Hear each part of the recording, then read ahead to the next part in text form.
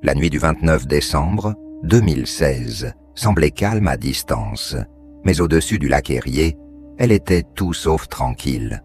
Une étendue noire sans repère, un vent glacé qui fouettait la surface, et au milieu de cette obscurité, un jet privé filant vers son destin. Si vous êtes passionné par les mystères de l'aviation et que vous voulez nous aider à continuer à raconter ces histoires avec encore plus de profondeur et de moyens, pensez à vous abonner à Vols Inexpliqués. Chaque abonnement nous permet d'aller plus loin dans nos enquêtes et de vous proposer des récits toujours plus captivants. Ce soir-là, dans la tour de contrôle de Cleveland Burke Lakefront Airport, l'ambiance était routinière.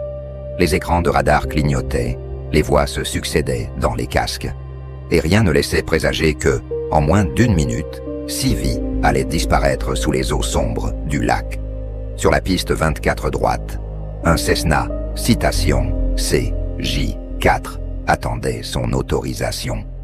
À l'intérieur se trouvait un homme d'affaires respecté, sa femme, leurs 2 fils adolescents et leurs voisins, venus partager un moment de détente après un match de basket des Cleveland Cavaliers.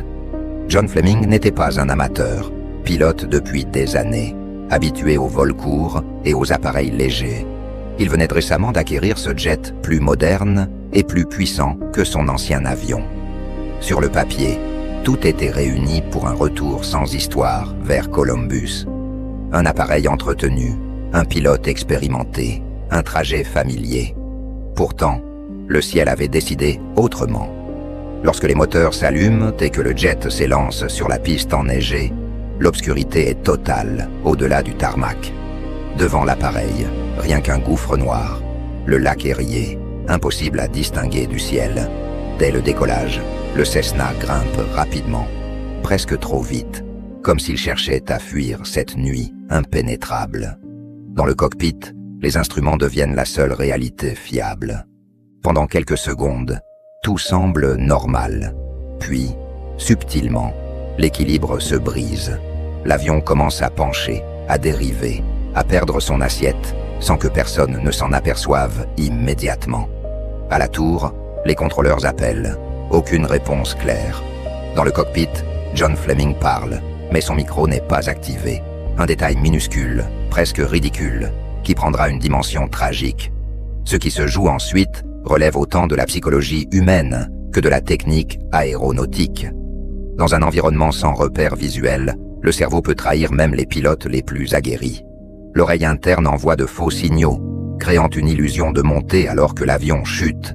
Ce phénomène, connu sous le nom de désorientation spatiale, est l'un des ennemis les plus redoutables des aviateurs.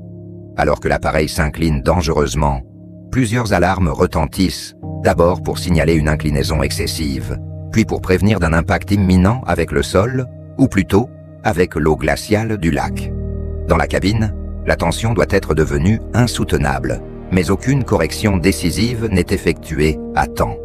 En quelques instants, le jet plonge à grande vitesse et disparaît sous la surface sombre. Les jours suivants seront marqués par une immense opération de recherche dans des conditions météorologiques éprouvantes. Plongeurs, bateaux, sonars, tout est mobilisé pour retrouver les débris et, si possible, les victimes. L'épave gît à une douzaine de mètres de profondeur, éclatée en morceaux.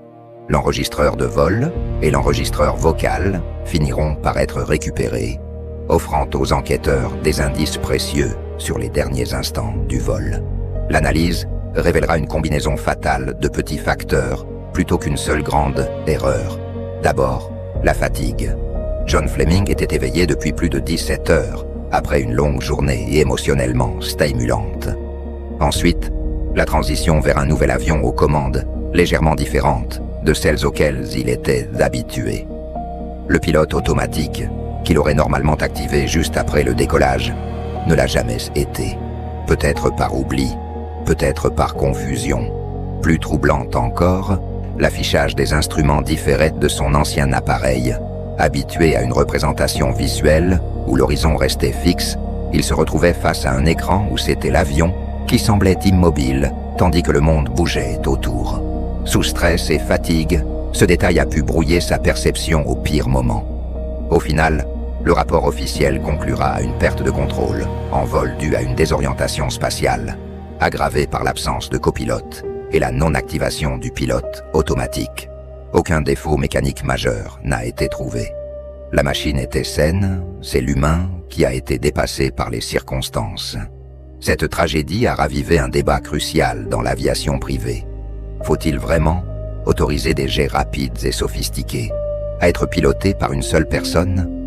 Dans les compagnies commerciales, 2 pilotes sont obligatoires précisément pour éviter qu'une fatigue, un malaise ou une simple erreur ne tourne au drame. Pourtant, dans l'aviation d'affaires, cette règle n'existe pas toujours.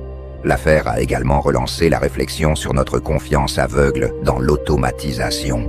Les systèmes modernes sont incroyablement performants, mais ils ne remplacent pas l'attention humaine.